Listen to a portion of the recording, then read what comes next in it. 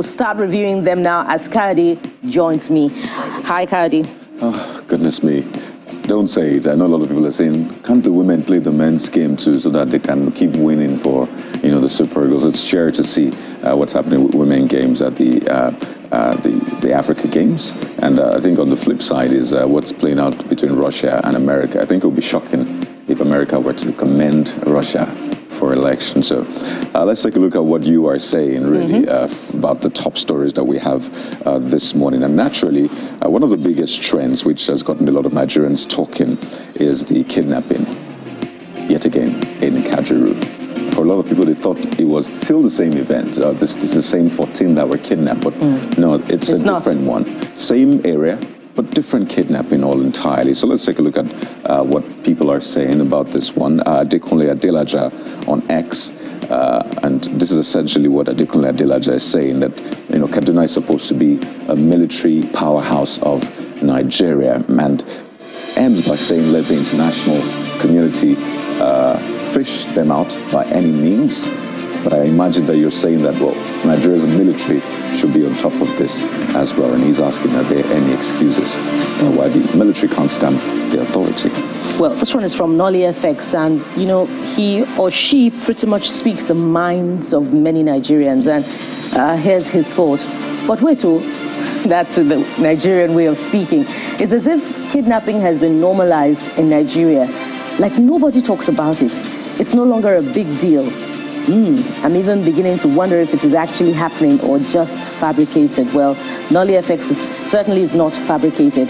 It happened. And if you caught up with our conversation with the governor of the state yesterday, you'll know that indeed there are huge concerns in terms of security in that state and indeed in other parts of Nigeria's northwest. Absolutely, Bukola. And this sentiment sort of trickles down, or at least it cuts across a lot of comments that we have for you on this one today. But while you keep your comments coming in regarding this incident in Kaduna State, another major issue that has gotten a lot of attention is Binance. And this is running into weeks now. Recall the executive of Binance that came visiting, the reported detention, and of course the moves by the federal government. Now we understand that the court has ordered Binance to release data of Nigerian users to EFCC, and that has gotten a lot of reactions. You see this one, Cool King 01 on X, saying that this is a very good development.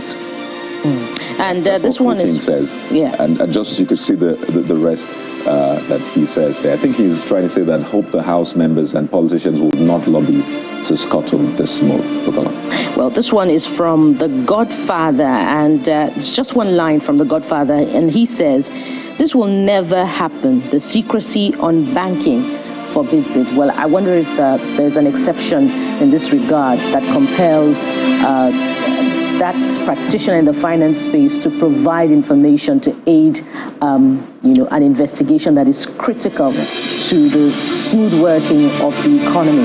But, suffice it to say at this point that if Binance should be able to comply, well, other ministries, departments, and agencies should also comply with the FOI Act by providing journalists with information when they need it for investigation. Simple as that, right? Yeah, simple as that. I'm really curious about the secrecy of banking, which the Godfather talks about. Because if you bank in Nigeria, you do know that your details can be called up anytime there's a need for it. Yes, there needs to be a court order for some of these things, but I don't think there's secrecy to that extent, especially, it's government, guys, but things should be done the right way. That's the point. The law should be followed to the letter. So while, we expect to hear from you on that one as well, let's talk about the Sokoto market fire.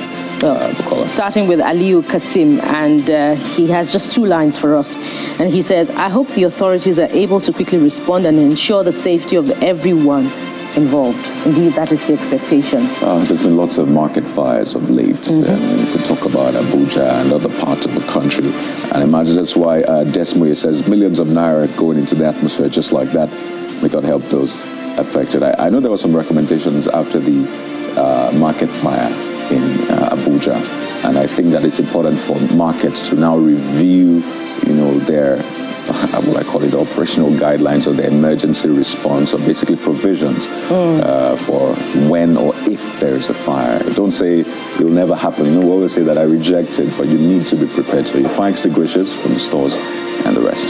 Which speaks to, you know, the compliance work being put in place by the task force in Lagos State to ensure that traders comply with regulations, particularly on Lagos Island, where there usually is, you know, a concern about fire. Indeed. Or even about building collapses.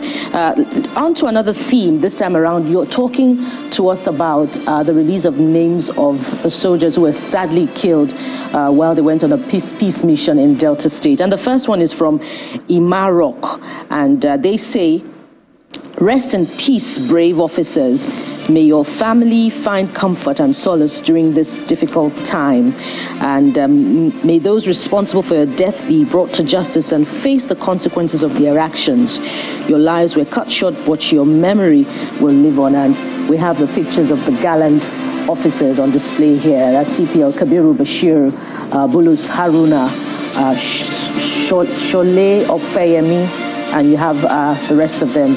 Really sad, and I hope this comes, you know, after the proper notification of the family members. I really do hope that the family members are not getting to learn about the deaths of these gallant officers on television. Well, that's standard practice, and you expect that the military will, of course, follow through with that. And I think the big question on the minds of a lot of Nigerians, which I imagine is this one from Verified Homie, says, who killed them and why were they killed?